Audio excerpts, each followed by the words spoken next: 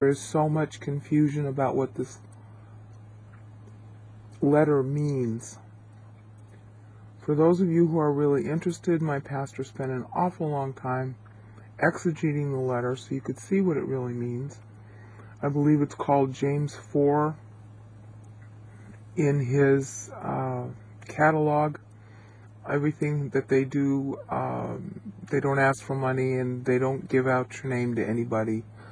The website for my pastor is on screen. The guy himself is retired now. He's actually dying, but there are 53 years of classes. I thought there were 15,000 hours of exegesis on tape. Turns out there's something like 30,000. I've got them all myself because I've been under him for 35 years.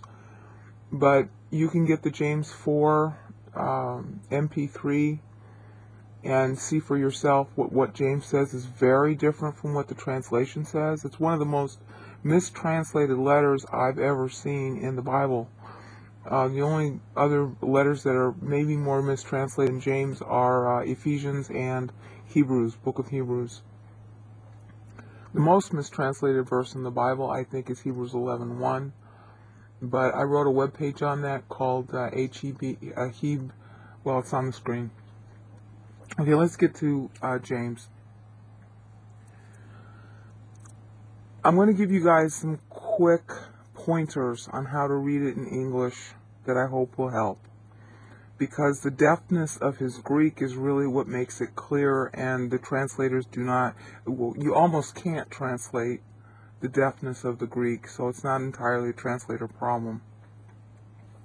The first thing you need to know when you read the letter is that the Greek word pistis first means believed Bible, believed word of God.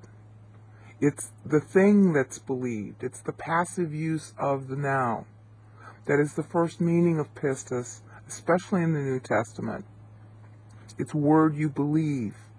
It goes back to Deuteronomy 6:4, which is the Shema, which is believe God. Now, pistis is the result of that.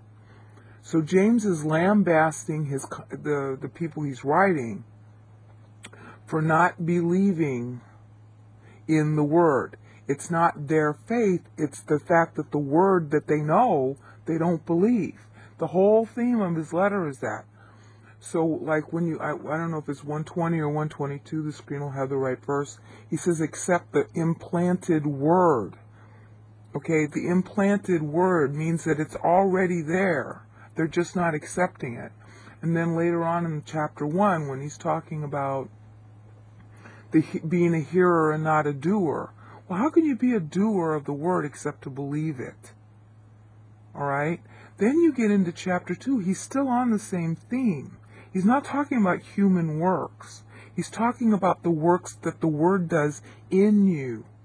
So when it says Abraham believed, now that makes more sense to you. Because it's because Abraham believed the word worked in him, and in that verse it's Greek verb sunergeo, which is an intransitive verb. That means the word worked on Abraham, so that proves the point he was making earlier about believed word without works is dead.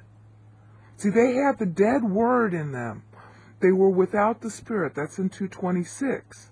So the word was dead in them, because they weren't believing it. It's not talking about their faith.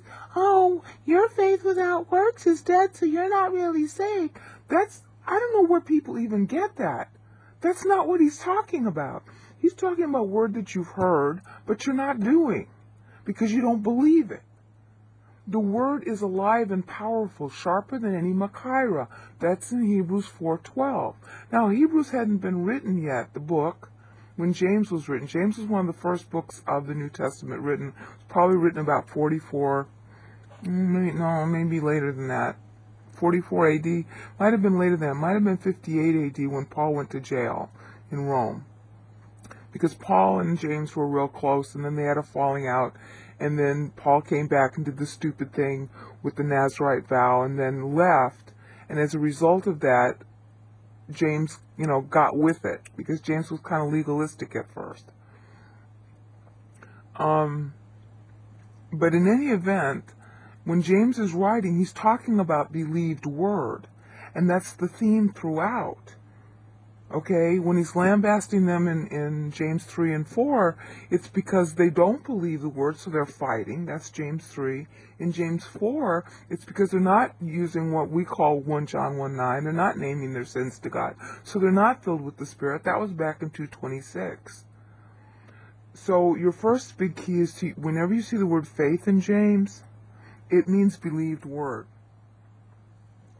The next big key, and I don't know how you're going to do this, James is absolutely excoriating human works. But the way you do that in the Greek is you either put in or leave out what's called the article. That's what we call in English the. If you leave it out, that's called an anarthrous construction, and in the New Testament especially, that's used to denote God's works, not human works. And so what James does, especially beginning around, he starts it out in James 1, he inserts or removes the article so that you know what's human and what's from God. And there's another way of using the article, which is called monadic, which means that it is unique to God, that the New Testament uses a lot. And James is playing with that in the Greek. So it's very witty when he removes it or he inserts it. All the New Testament writers do this. John is real good about it in John 19. But the point is that you can't tell if the word "the" is removed in English, because we use the English "the" in the opposite way that the Greek does.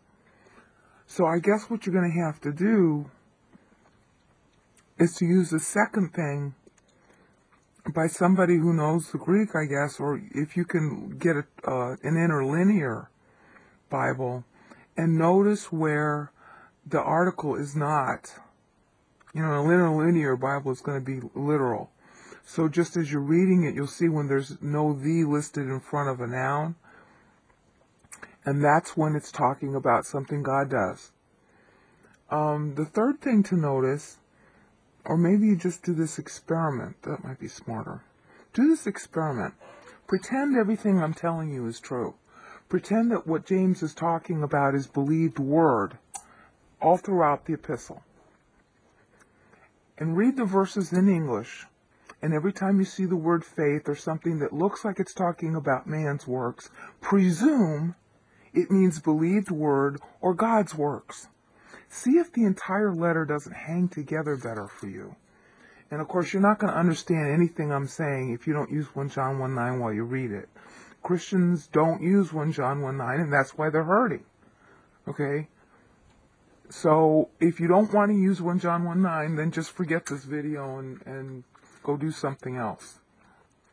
If you are willing to use it, then try those hints and see if that works.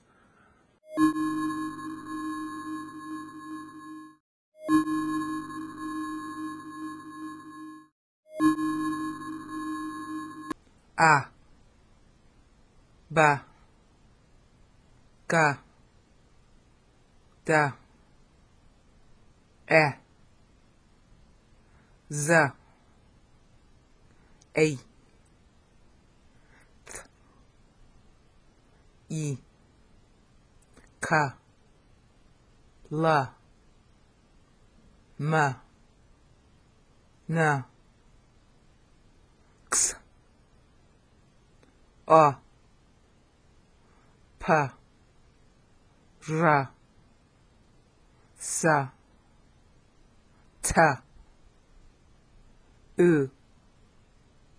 fa, kha, psa, o,